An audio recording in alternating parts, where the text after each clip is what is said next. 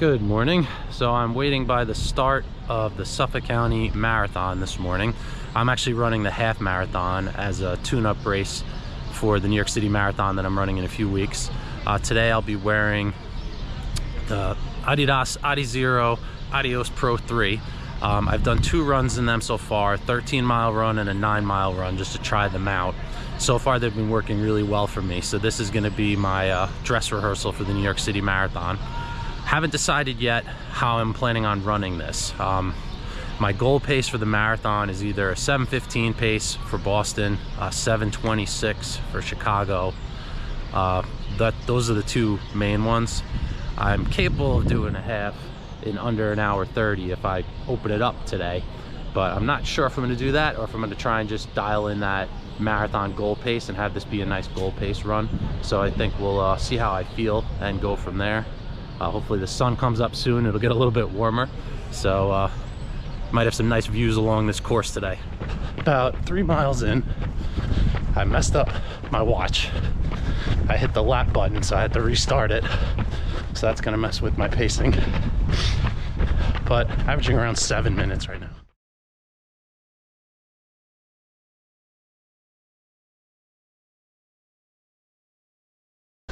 Running on the highway now, headed down towards the bridge.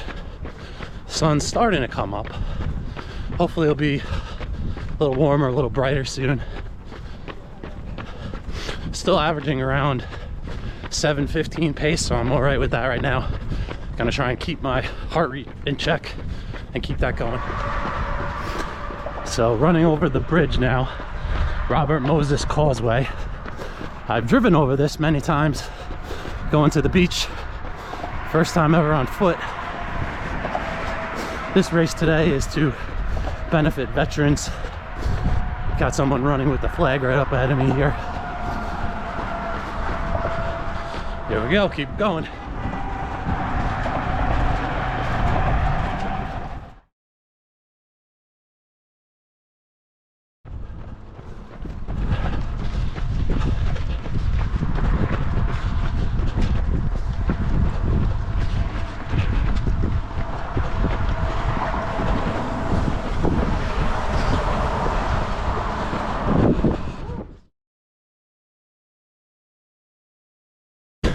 Getting to the home stretch here.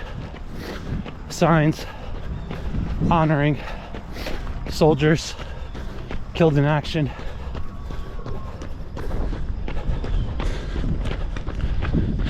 Getting there. Almost there.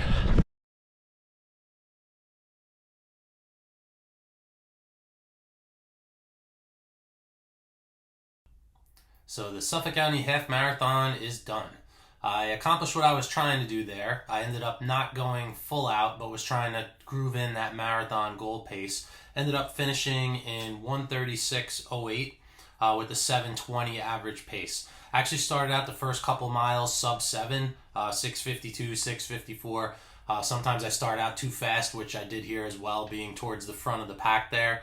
And then I had to kind of ease off the gas a little bit, settled into more of a 7:15 pace.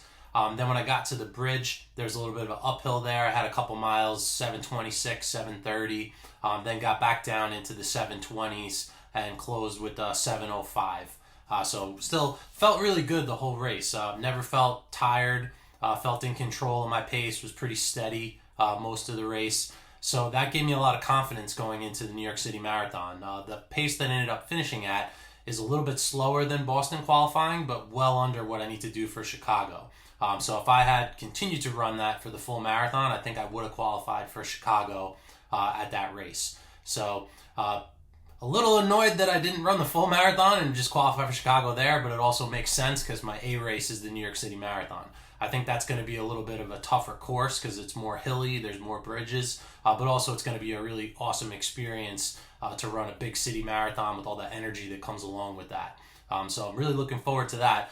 But also very happy with this guy behind me here, the Adidas Adizero Adios Pro 3, longest name shoe. I'll use this to point at the new metal over there, right about there. That's the new metal. So this shoe worked great for me. I find this to be almost a combination of the other shoes I have behind me here.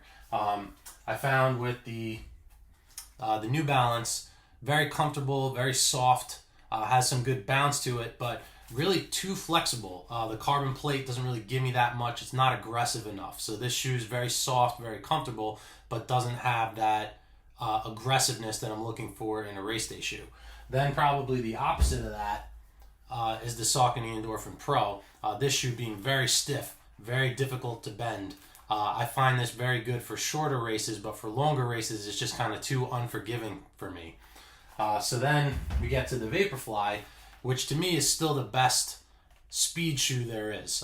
This has a nice carbon plate. The Zoom X has that perfect combination of sink in and bounce. I feel like it has the best energy return of any foam. This has that really nice thin upper. It's a very lightweight shoe. I love the fit of it.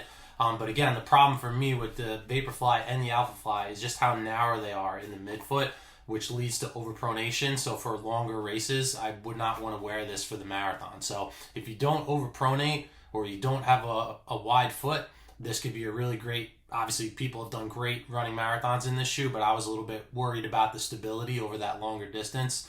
So this one has kind of filled that gap really well, where this has more softness than the Saucony, but not as soft as the New Balance.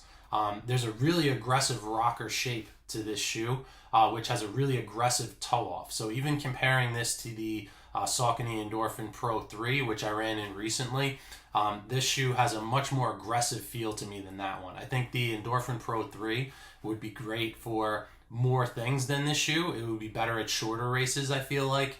It would be better for slower paced runs. But for all-out racing and for the distance of a marathon, I think this is kind of the perfect shoe for me. It has that additional stack height, that additional cushion, but again, it's not too soft. I'm not sinking into this heel as much as I do in the New Balance, and it really wants to force you onto that rocker. Adidas uses the energy rods instead of the carbon plate. In this shoe, it's a full unit that goes throughout the toes here and then kind of loops around into the back. You don't really feel it that much, but it does. It's what it's trying to do of stabilizing the shoe and helping you roll through it. So this to me felt really great. I had no hot spots, no blisters. I feel very confident using this shoe for the marathon. I also wasn't concerned about overpronating during the race.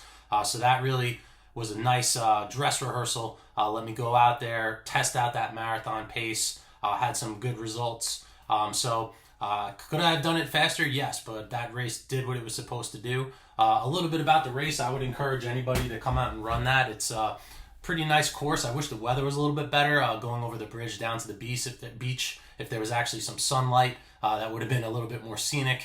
The way back over the bridge, I had wind blowing in my face, so that wasn't opportune. It was a little rainy, a little gloomy, but I'm definitely going to do that course again. We'll see how things go with New York City. But I may run that again next year as the half marathon or maybe the full marathon. We'll see how it goes. I'll do a full review soon of the Adidas shoe, but just wanted to keep this more to the marathon specifically today. So had success with it. I was happy with it. Like and subscribe, saying it this time. And feel free to write something in the comments if you have questions for me or want information about any of the shoes that I'm reviewing. Any comments you want to share, I'd be happy to answer them. So I look forward to seeing you in the next one.